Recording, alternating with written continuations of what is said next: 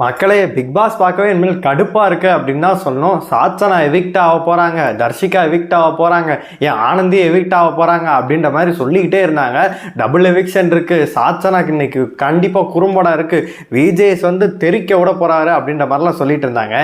எல்லாரையும் செருப்பால் அடிச்ச மாதிரி கரிய பூசின மாதிரி பார்த்தீங்கன்னா இப்போ ஒரு சம்பவம் நடந்திருக்கு. சாச்சனாவை பார்த்தீங்கன்னா மகாராஜா வந்து காப்பாத்திட்டாரு. அது மட்டும் இல்லாமல் யார் வெளியில போயிருக்கா அப்படின்னு கேட்டீங்கன்னா வர்ஷினியை வந்து வெளியில் அனுப்பிச்சிருக்காங்க.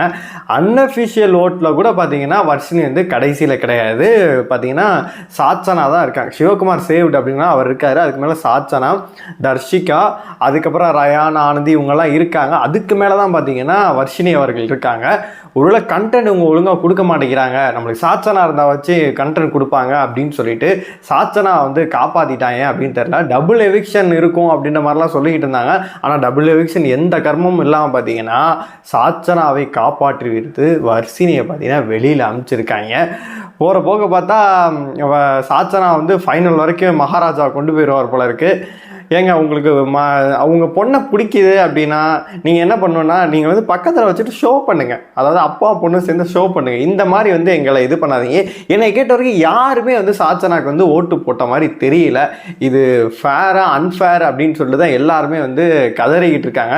நம்ம கதறி ஒரு பிரயோஜனமும் இல்லை அப்படின்னு தான் சொல்லணும். இன்னைக்கு வந்து ப்ரோமோக்காண்டி எல்லாருமே வெயிட் பண்ணிட்டு இருந்தேன். எனக்கு அப்போவே தெரியும் இந்த சாச்சனாவெல்லாம் ஒன்றுமே கேட்க மாட்டாங்க அப்படின்னு சொல்லிட்டு 2 ப்ரோமோவும் குப்பையாக தான் இருந்துச்சு. 3ஆவது ப்ரோமோ ஒன்று வந்துச்சு.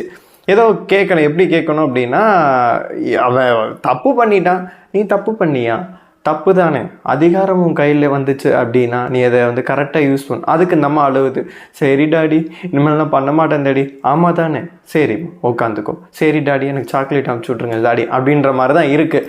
நம்மளுக்கெல்லாம் அது பண்ண இந்த வாரம் ஃபுல்லாக போட்ட ஆட்டத்துக்கெல்லாம் வந்து பார்த்தீங்கன்னா நீ இனிமேல் என்னை அப்பான்னு கூப்பிடாத, அதாவது வந்து சாருன்னே கூப்பிடு அப்படின்ற மாதிரி சொல்லிட்டு தெறிக்க விடுவார், ஃபயர் விடுவார் அப்படின்னு சொல்லி நம்ம எல்லாம் எதிர்பார்த்துட்டு இருந்தோம். இந்த ப்ரோமோவில் பார்த்தா பூசி மொழிகிட்டு இருக்காரு, அதாவது நீ பண்ணது தப்புமா, இனிமேல் பண்ணக்கூடாது அப்படின்ற மாதிரி சொல்லிக்கிட்டு இருக்காரு. அதுக்கு அந்த அம்மா அழுகுறாங்க.